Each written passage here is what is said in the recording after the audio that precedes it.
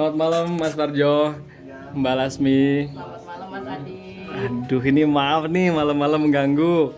Apa Mas, maaf ya nunggu lama nih. Dari- Dari undangan dari tadi. Oh gitu, jadi ngomong-ngomong teman-teman ya, barusan tuh saya udah kesini datangnya jam 2:30, tapi ya biasalah orang sibuk. Pengangguran sih. Aduh. pemasaran. Mider-mider terus Mas ya. Oh gitu. Jadi saya itu dari Felix Entertainment, kami tuh di Postling ini, di konten Postling ini ingin menjadi wadah buat teman-teman UMKM agar suaranya tuh agar suaranya nanti kita tampung, agar suara kita tuh sebagai UMKM didengar oleh orang-orang yang di atas atau pemerintah. Jadi bagaimanapun nantinya, siapa tuh ada bantuan-bantuan apa yang mungkin pengen disampaikan ke kita UMKM atau ada mungkin solusi dari pemerintah, itu bisa disampaikan gitu. Aduh, tegang nih. Ngopi ya. Mas, ini teman-teman saya di YouTube, di Instagram juga banyak yang DM nanya gitu. Mas Parjo sama Mbak Lasmi ini kan memulai bisnis ini kan yang saya tahu itu dari tahun berapa sih Mas? 2012. 2012-an ya. Nah, ini bisa diceritain nggak nih sejarahnya memulai bisnis Parjo Kenari ini? Gitu. Dulunya sebelum bisnis ini Mas apa nih? Iya. Gitu. Ya kalau dulunya kita kerja di buruh harian lepas, cuman ya kita punya apa sih, Punya misi. kemauannya pengen dagang gitu ya. Cita-cita ya. Mandiri. Ceritanya ya mandiri lah, harus bisa mandiri pokoknya, kuncinya di situ aja. Mau ya kita berusaha di bidang lain dulu, dagang pokoknya. Saya dagang Mulai dari dagang tahu, Oh gitu. cimol, cireng bumbu, ya cilok. cilok. Waduh, nggak nyangka loh ini. Saya aja baru tahu nih. Hampir semua usaha pernah digelutin, dari dagang nasi kuning, bubur ayam, Nah, hampir semua. hampir udah semua dicoba. Berarti usaha-usaha sebelumnya itu dianggap gagal atau gimana? Sampai akhirnya ketemu Parjo Kenari. Untuk dianggap Kurang gagal tahu sih ya. sebenarnya enggak juga, cuman mungkin ya intinya pada takdir aja lah ya. Jadi saat kita maju-majunya waktu bisnis bikin cilok itu karena kita produksi sendiri, jadi kita nggak ngambil lagi istilahnya sama bos atau gimana gitu kan. Kita bikin sendiri, produksi sendiri. Cuman di saat cilok mulai jalan itu, burung mulai naik. Jadi salah satu ya harus dilepas. Harus dilepas, jadi nggak bisa sejalan gitu, dua-duanya nggak bisa bareng kalau untuk itu, karena kita kekurangan tenaga, untuk gaji karyawan juga belum mampu. Ya kita keburu dulu coba yang mana yang kira-kira nanti bagusnya, kan alhamdulillah di burung ya lancar sampai Ada sekarang. rezekinya lah gitu. Oh Ini gitu. juga berkat dukungan istri yang tangguh ya kan? Mantap. Juga. Inspirasi nih. Dari teman-teman semua juga, ya khususnya lah komunitas kicau ya, semuanya lah, ini mah mau di Indonesia Raya lah yang sudah mendukung. Iya. Jadi itu ya teman-teman sejarahnya. Jadi Mas Parjo ini dulu tuh nggak langsung berhasil loh. Usaha tuh nggak langsung berhasil. Bangun ya. Itu bangun ya Mbak ya. Mbak Lasmi sama Mas Parjo ini dulunya tuh macem-macem usaha tuh, hingga akhirnya di titik sekarang tuh banyak lah Jatuh bangun jatuh ya. bangunnya. Dan buat teman-teman yang ini yang pengen tahu, Mbak Lasmi ini menemani dari nol banget Mas ya. Iyalah pastinya. Jatuh bangun dalam usaha itu ya sampai di titik terendah lah, pernah juga ngalamin. Di burung juga pernah ngalamin, sampai kirim juga mengalami kematian juga. Kita pokoknya harus pantang menyerah. Ya intinya mah resiko orang usaha, ada untung pasti ada rugi, gitu aja. Jadi diburu juga nggak langsung lancar Mas ya. Ya, Enggak juga. ya kita sambil belajar terus ikhtiar. Siap. Next question, pertanyaan selanjutnya. Visi misinya apa nih buat Parjo Kenari, Mbak Mas? Ya, kalau kita untuk karena kita usahanya istilahnya dalam hal perdagangan, intinya memuaskan lah untuk konsumen, jangan sampai mengecewakan. Itu misinya ya. Ya, untuk kedepannya ya mungkin lebih baik lagi, bisa naikin harga-harga supaya para peternak itu juga lebih bersemangat. Lebih sejahtera juga, kebantu Iya. ya.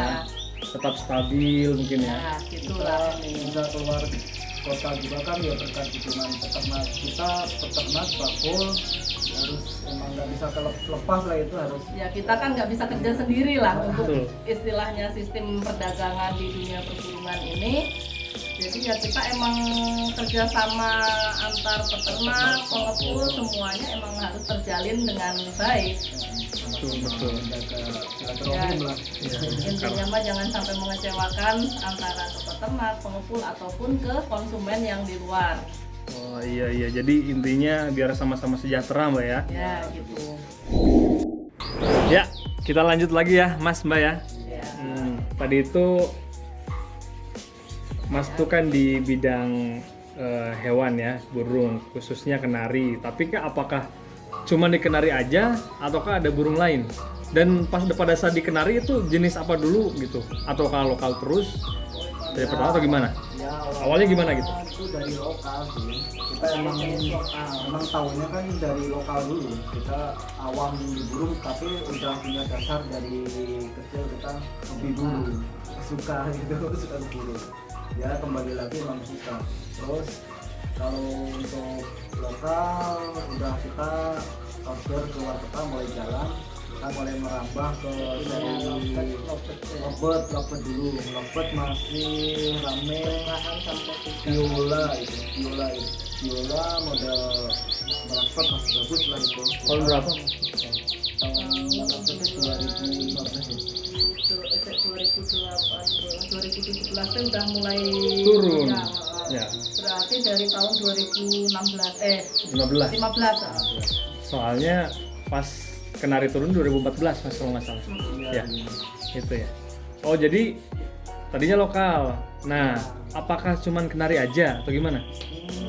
Kenari terus Ya kita awal mah kenari aja. kenari terus lovebird, terus kita main imporan kayak ya jenis semua lah kita pelajari dari Scott Fancy, dari lobster, dari Buso, model Darkweb, Rasmi lah yang kita ngalamin, sama apa sih yang blor gitu kayak kadal. Rizat, ya. Hampir semua jenis burung udah ini. Dari Kita, Blackthroat, Siskin, Oh singer juga ya? ya, Singer juga main. S, terus kalau untuk burung hutan kita ada suka main kalau jalak suren, jalak putih, jalak balitung ada murai gitu. Kalau itu untuk burung hutan sementara kita melayani yang pesan dulu. Jadi nggak nyetok Mas ya? Untuk dulu sementara kita kan jadi ada pesanan masuk karena kondisi tempat yang tidak memungkinkan juga karena kita emang yang diutamain kenari. Kenari ya? Ya, jadi untuk burung hutan sekali ada pesanan insya Allah disediakan. Pasti bisa aja, pesan apa aja bisa Mas. Ya, Asal jangan pesen lotek aja teman-teman ya.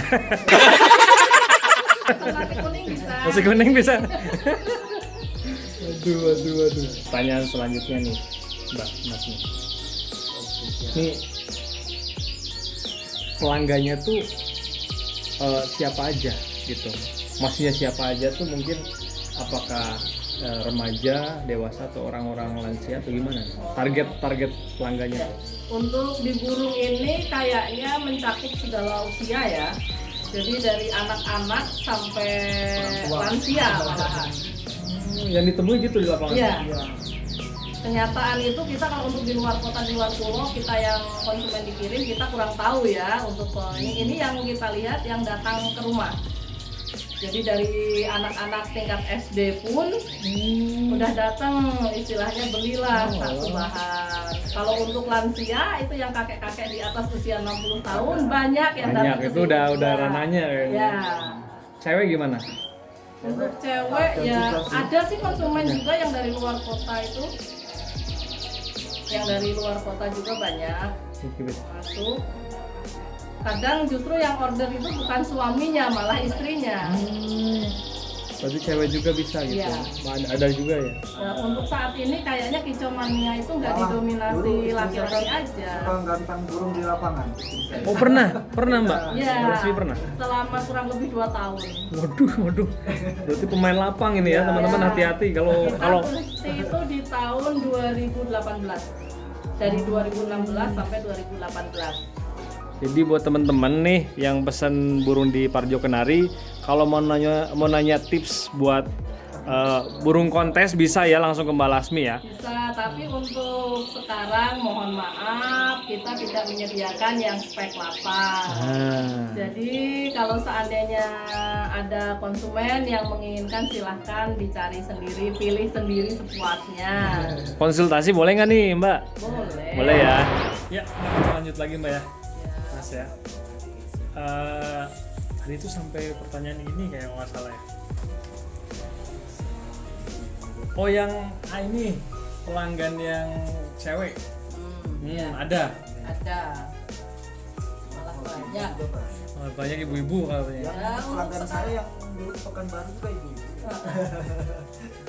Yang dagangnya ibu-ibu. Ya mudah-mudahan orangnya lihat nih apa kabar Bu Suci. Waduh, salam. Kirim salam. Apa kabar nih Bu Suci nih Pekanbaru nih. Baru.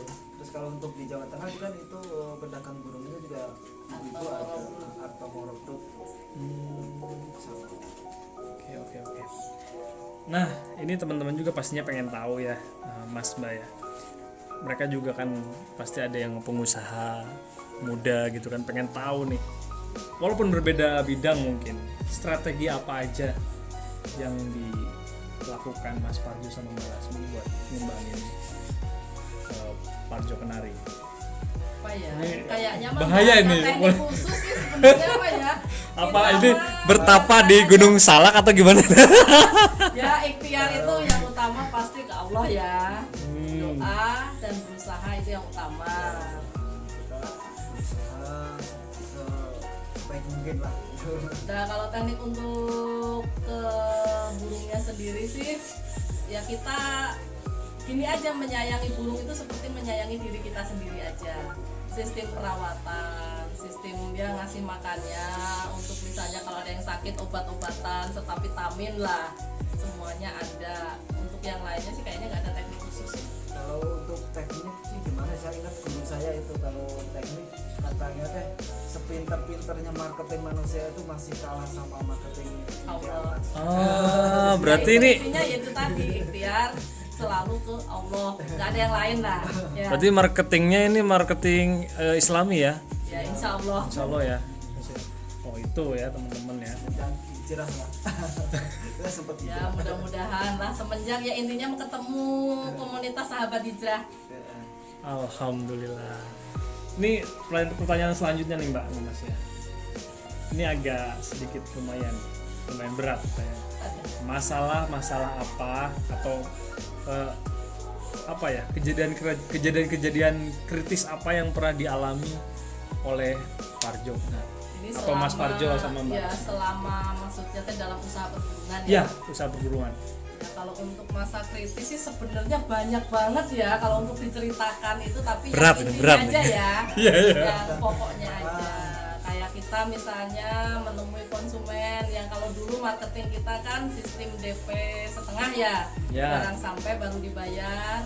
Ternyata awal-awal kita merintis itu justru malah barang nyampe sisanya nggak ada kabar berita gitu kan. Itu awal itu kan justru itu titik yang sangat kritis kalau buat kita karena kita dalam awal kan, Awal, tahap ya. awal. Jadi transfer setengah, burung udah sampai, setengahnya nggak dibayar Mbak? Ya. Waduh. Seperti itu ada, tapi kita nggak harus ya menyebutkan siapa-siapa atau dari mananya. Yang penting mah pernah lah itu yang kita alami ya, Parjo Kenari alami untuk sistem masa-masa kritis tahap awal itu. Terus lagi Mbak? Ada juga kayak pengiriman burung misalnya untuk keluar kota, selain kematian ternyata banyak tangan-tangan nakal. Nakal gimana nih? Ya misalnya kita kirim dari sini minim lah 10 ekor, ternyata sampai ke tujuan tinggal nyisa 7 atau 8. kadang kita bisa hilang itu sampai setengahnya ya. Waktu itu juga kita kirim serian besar, itu seri AF, itu hilang itu sampai nominal 2 juta, waktu harga kenari masih di angka 120.000 harga Kita ya gacoran. harus semangat terus pokoknya. Tapi ya dibolak-balik, yaitu tadi resiko orang jual beli, nggak ada untung pasti ada rugi gitu aja. Nggak mau rugi jangan bisnis mbak ya. Ya, kalau kita takut jatuh ya jangan lari gitu aja. Ya betul. Mentalnya harus kuat. Mentalnya harus baja mas ya. Belum lagi kadang ada yang ngambil ke rumah, istilahnya ya kurang sekian, ternyata nggak ada gitu. Ya sering lah yang namanya jual beli pasti ada aja. Ngambil gimana nih mbak? Agak lebih jelas. Ini, ya ada lah yang misalnya ke rumah, Mas pinjam dulu barang sekian. Oh iya dibawa dulu nih, Ya, belum dibayar. Terus? ternyata nggak ada kabar beritanya, itu ada juga. Nah, ya. Is. Tapi ya emang nggak semua di pemain burung seperti itu mungkin hanya segelintir orang aja. Iya pastinya mbak. Lagian kejadian seperti itu juga kayaknya nggak cuma di usaha burung sih, hampir semua usaha pasti ada yang seperti itu mengalami juga. Jadi sebenarnya untuk fase kritis sih bukan juga ya, cuman itu mah ya ujian aja lah kita anggapnya gitu aja. Ujian aja mbak ya. Iya. Seorang Karena orang itu mau maju kan pasti harus ya, kalau istilah pepatah kan berakit-rakit ke hulu, berenang-renang ke tepian, tak itu aja. Betul. Itu teman-teman ya, jangan kira usaha itu lancar jaya, uangnya banyak, lancar jaya semuanya langsung kaya, nggak ada itu. Pasti ada perihnya, pasti ada susahnya mas ya. Ya, cuma kadang-kadang kita itu nggak enak juga, kadang-kadang kan ada yang bilang, wah si mas mah jenah pasti ini ngambil dari untungnya 1 ekor 50.000 atau sekian. Ya kita aminin aja, mudah-mudahan bisa gitu, seperti itulah gitu aja. Orang lain kan nggak ngelihat perihnya, ngelihatnya kan cuma senangnya aja. Aduh, terwakili.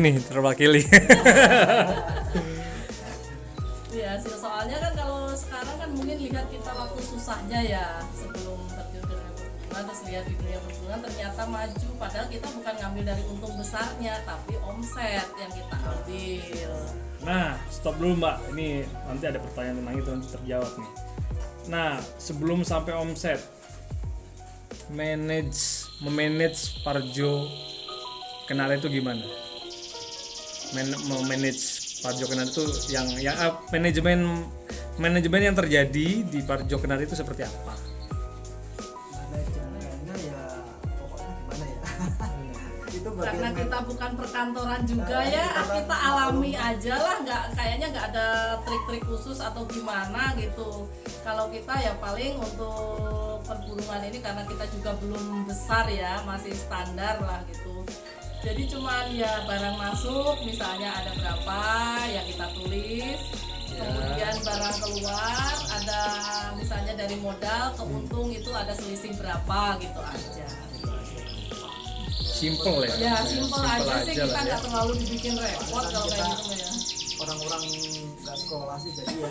Ini merendah ya teman-teman, inget ya. Pendidikan ya teman-teman, kita mah inilah, jadi maaf aja kalau kata-kata atau bahasanya ada yang kurang berkenan ya. Cuman S1 S1 kan SD. Aduh.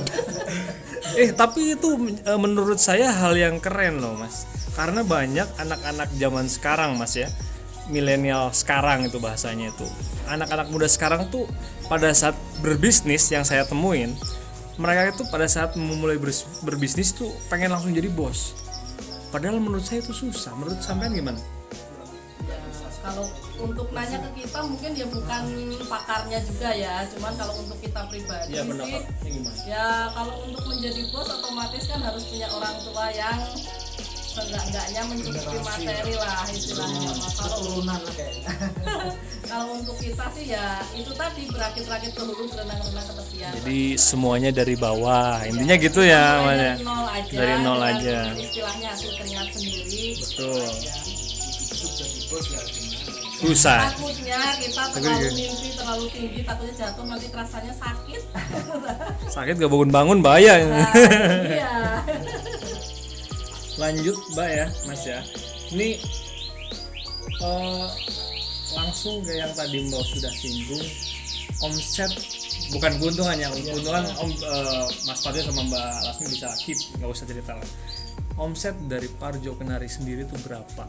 Ini biar teman-teman termotivasi aja ini. Ya. Kalau dari awal-awal sih ya, kalau misalnya dari tahap awal mungkin kita baru di kisaran omset per bulan itu 30 juta karena kita baru awal ya. Sistem pengiriman juga kan masih sedikit-sedikit karena belum mendapat.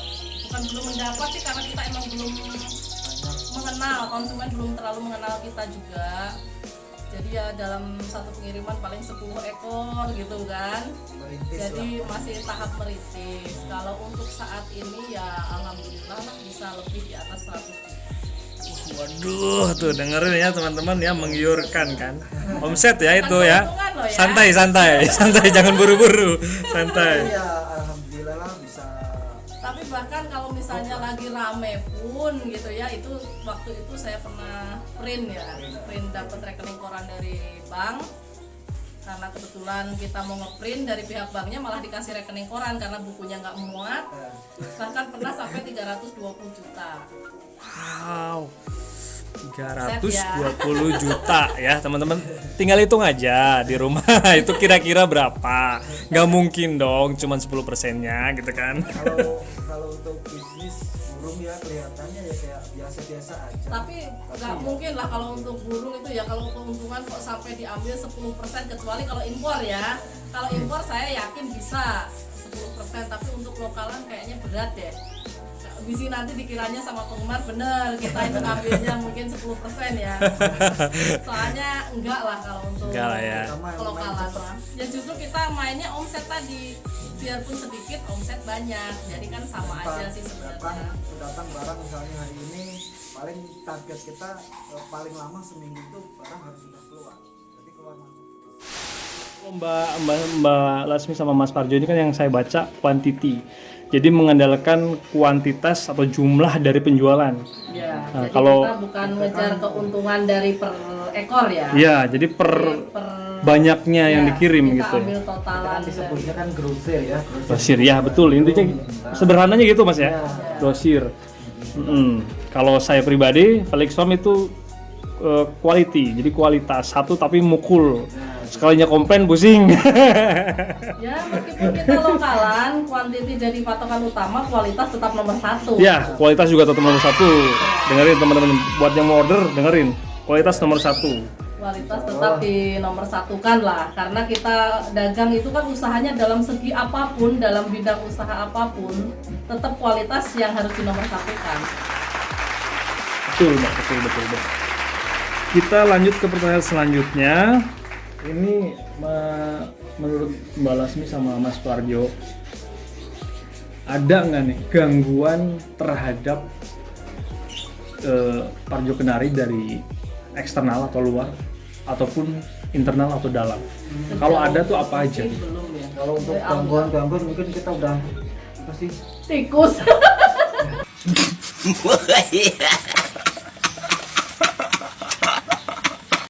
Itu internal kayaknya, dalam rumah. Misalnya kali ini kayaknya udah biasa kebal kayaknya udah perih dari awal, mungkin untuk cuman suara orang ini itu atau untuk apa? Itu yang saya maksud Mas. Jadi maaf dipotong nih ya. Maksudnya di dunia bisnis nggak mungkin main bersih. Kita boleh main bersih, tapi orang bisa jadi kan. Ya ada Itu aja sih. Itu datang ke Mas Parjo atau Mbak Lasmi itu ada yang datang. Saya mah nggak pernah dianggap sih kayak gitu. Tapi ada. Ada pun tapi tidak secara langsung kan. Kita cuma denger ya, takutnya yang namanya denger dari orang takut dibumbuin atau gimana. iya. Yang penting Sama- kita nggak anggap aja. Slow aja lah pokoknya, yang kayak gitu mudah nggak dianggap, yang penting mah lurus aja jalan. Ya yang penting gini aja, kita usaha jangan sampai ngerugiin orang lain. Kalaupun seandainya ada orang lain yang mau ini itu, ya kita pasrah aja lah sama Allah. Intinya balik lagi gitu aja. Lagi ke Allah ya, Ya. orang yang ngasih rezeki aja Allah. Ya, gitu aja. Mereka yang pusing gitu ya. Karena rezeki itu kan kita udah digarisin ya, udah diiniin. Rezeki kita itu udah diatur sama Allah. Meskipun orang mau segimanapun istilahnya Berusahanya berusaha menghancurkan. gitu, kalau Allah tetap kasih rezeki ya insya Allah ada gitu. Gitu saja. Jadi malah nggak diambil pusing begitu. Jadi makanya saya anggap nggak ada aja gitu, seperti gangguan-gangguan seperti itu karena kita lost gitu kan. Oke, loss. Ya. Loss rarewel namanya ya. Nah, Bro, pokoknya internal tikus aja nih, nggak ada yang lain. Terus paling ya tikus sama apa sih, kadang-kadang paling ya sejenis kutu-kutuan gitu aja, ya udah biasa kan kalau di perburuan ya. gitu. Oke, selanjutnya nih. Ini kan kemarin yang saya tahu tuh dari pemerintah ada program bantuan UMKM sebesar 2,4 juta. Nah, pertanyaannya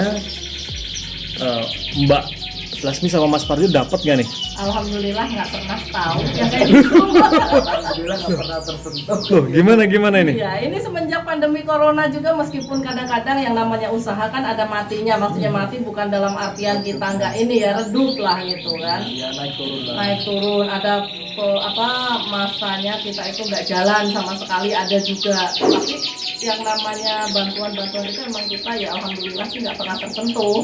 Dari Dan dulu. Alhamdulillah ya, ini malah alhamdulillah nggak tersentuh tuh, ya, alhamdulillah. karena saya merasa berarti kita itu dianggap kaya kan, ya kita aminin aja gitu kan. Itu bedanya mindset orang hebat sama orang-orang minoritas.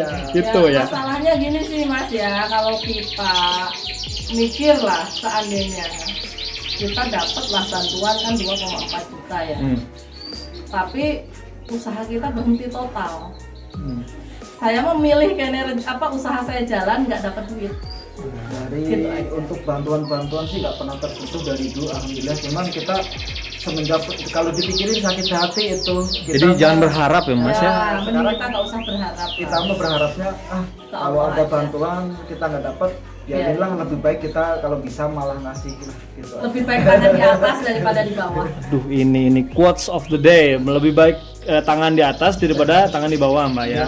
Ya, meskipun untuk saat ini kita belum bisa ya istilahnya untuk membantu orang-orang mungkin yang membutuhkan, karena terus terang orang di sekitar kita, maksudnya terutama keluarga lah ya, Ya. masih banyak yang membutuhkan, jadi kita fokusin untuk keluarga dulu. Betul. Itu berarti kalau saya nanya harapan untuk pemerintah ke depan dalam menghadapi UMKM di Indonesia gimana nih? Ya, Ada sebisa jawaban mungkin nih? sih merata ya. Jadi untuk UMKM itu kan sebenarnya kan mandiri ya, bukan untuk yang usaha mandiri kan ya. Harusnya ya semua jenis usaha harusnya dapat gitu, apalagi yang usaha bawah kan.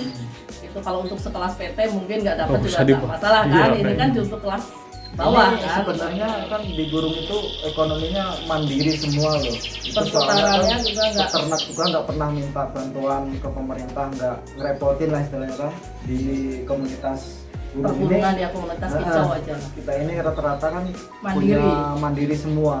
Meskipun peternak 1 ekor 2 ekor dia bisa mandiri, nggak terlalu berharap banget. Wah, itu ya yang kita dapat dari Parjo Kenari. Jadi buat bapak-bapak pejabat di luar sana, tetap yang disampaikan tuh satu, harus yang namanya bantuan itu tetap harus disampaikan dan merata. Intinya gitu Mbak ya. Ya, Bukan berarti mungkin- berharap, tapi Enggak. yang penting ini. Kalau untuk saya pribadi mungkin kalau yang dari atasnya sih udah pemerataan ya, mungkin cuman untuk ke bawahnya ya kita nggak tahu. Oh gitu mungkin Mbak ya. Soalnya kan kalau kayak misalnya saya nanya ke RT, ke RW atau gimana gitu kan kadang-kadang jawabannya nggak tahu kan. Gitu. Itu kan susah juga akhirnya. Kalau untuk berharap, Hanas kita berharap terlalu cepat dapat enggak kan malah sakit hati. Makanya kita mah slow aja. Jadi yang mau disampaikan Mbak Lasmi sama Mas Parjo ini sebenarnya ke orang-orang UMKM, mending nggak usah ngarep lah Mbak ya. Nggak usah berharap lah ya. Ya kalau yang dapat sih alhamdulillah. Alhamdulillah, Kita tapi mah nggak usah dukung ngarep-ngarep aja gitu ya. Kita dukung aja. Kalau yang Ya. dapat mah ya alhamdulillah, mungkin emang rezeki mereka lah Ya. gitu ya. Kalau untuk kita pribadi yang nggak dapat ya syukurin aja, berarti kita kaya gitu aja, makanya nggak dapat, nggak tersentuh kan gitu. Ya. Waduh, mindset yang hebat nih. Ini terakhir Mbak Lasmi, Mas Parjo. Teman-teman di luar sana kan anak-anak muda gitu kan, pada pengen jadi pengusaha, pengen tahu gimana caranya usaha, tadi juga mungkin udah dijelasin. Ini pesan dari Mas Parjo sama Mbak Lasmi untuk pengusaha-pengusaha muda yang pengen main burung atau apapun bidangnya, agar bisa survive di dunia usaha itu apa Mbak? Mas, Ya, itu tadi, pesan-pesan. intinya ya harus mau bekerja keras. Ya. Bekerja keras ya, belajar dan belajar terus. Kita pun sampai Jangan sekarang lelah masih lah, belajar. yang namanya manusia itu nggak ada kata terlambat Kalau untuk saya belajar. kan orang nggak sekolah ya, belajarnya ya kita belajar secara Belajar di lapangan Di langsung lapangan gitu, langsung. jadi bukan melalui akademi. gitu. Ya kan, karena kita Nggak untuk malu. sekolah kan kayaknya udah nggak mungkin juga karena usia juga yang udah ini Jadi kan. kita nggak Jadi malu. kita langsung praktek aja deh di lapangan gitu. Nggak malu untuk menimba ilmu dari Senior Senior kita, pokoknya ya. minimal orang yang udah berpengalaman lah. gitu aja lah. Kita aja pernah ya sampai jam 2 malam itu kita berguru.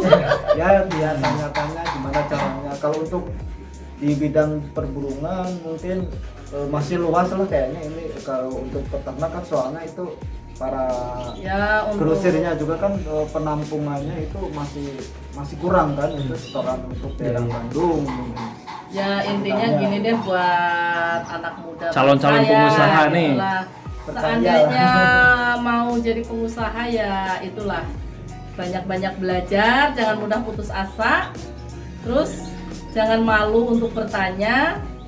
Intinya di situ ya. Giat, Giat jujur. belajar, bekerja. Nah intinya satu, jujur. Jujur ya. Ya. Itu paling susah itu. Kejujuran itu nomor 1 dalam dunia usaha. Ya, jujur, ulat, telaten itu harus sabar, itu harus ada. Sisanya doa Ya, kayaknya. Ya. itu mah jelas. Ah, ya. Itu. Doa itu yang paling utama sih Utama, sebenarnya ya. ya, 2 jujur. Karena dalam usaha itu kan ada 3 ya kayaknya ya. Apa tuh? Niat, kemauan, sama jalan ya. Iya, jalan. Niat, kemauan, dan jalan. Insya Allah ada jalan. Ya, niat, ada kemauan, pasti ada jalan. Ya, di situ. Itu yang kita dapatkan dari Parjo Kenari hari ini. Semoga teman-teman bisa ngambil hal yang bisa diambil, yang nggak perlu diambil nggak usah, nggak apa-apa. Pokoknya intinya buat teman-teman di luar sana yang pengen usaha, yang tadi kata Mbak Asmi sampaikan, bekerja keras, ulet, jangan menyerah, belajar. Ya. Dan Intinya. satu lagi nih ya, seandainya nih ada anak-anak muda yang pengen belajar cara beternak kenari, ilmu yang ada di Parjo Kenari insya Allah terbuka untuk umum gratis, asal ada kemauan aja. Gratis ya. Ya. Tuh, catat gratis mah. Bimbing pokoknya sampai bisa. Tuh, teman-teman ya. Asal ada Bahkan kemauan kalau aja. untuk di wilayah Bandung itu misalnya udah bisa setor ke sini juga bisa dibantu insya Allah. Itu teman-teman ya yang mau belajar boleh datang langsung ke Parjo Andang Kenari. Parjo Kenari ya. Ya, ini itu yang disampaikan, dan yang terakhir adalah buat teman-teman yang pengen beli kenari atau pengen konsultasi bisnis, belajar bagaimana berwirausaha versi Parjo Kenari, teman-teman bisa datang langsung ke Parjo Kenari, base camp-nya langsung. Itu alamatnya di mana, Mbak? Ciga Nitri RT 2 RW 7 nomor 37. Itu di Jalan Bojong Soang, Ciganitri. Jalan Kampung Ciganitri, Jalan Ah, Darul Ulum 7. Ya, Bandung, Jawa Barat. Nanti kita cantumin nomor teleponnya juga, jadi teman-teman bisa hubungi. Mas Parjo, Mbak Lasmi, makasih banyak buat waktunya. Sama-sama. Mohon maaf ini malam-malam mengganggu ya. Santai aja Mas, Ah. kapan-kapan ditunggu lagi nih. Kalau untuk tukang burung memang suka sampai malam kan. Jam malam udah nggak aneh ya. Kebanyakan ya di burung itu kan biasanya kebanyakan kan pengusaha ya yang ini, jadi pasti datang ke sininya itu malam-malam. Malam. Nunggu waktu pulang kerja lah Iya, istilahnya. rata-rata kan pensiunan atau apa itu. Orang-orang santai katanya ya. Iya. Pokoknya sukses terus buat Mas Parjo, Mbak Lasmi, Parjo Kenarinya semoga semakin maju, semakin jaya. Mas Parjo sehat selalu, Mbak Lasmi juga sehat selalu. Semoga dilancarkan rezekinya. Sampai bertemu lagi teman-teman di podcast selanjutnya. Assalamualaikum warahmatullahi wabarakatuh. Waalaikumsalam Assalamualaikum warahmatullahi wabarakatuh.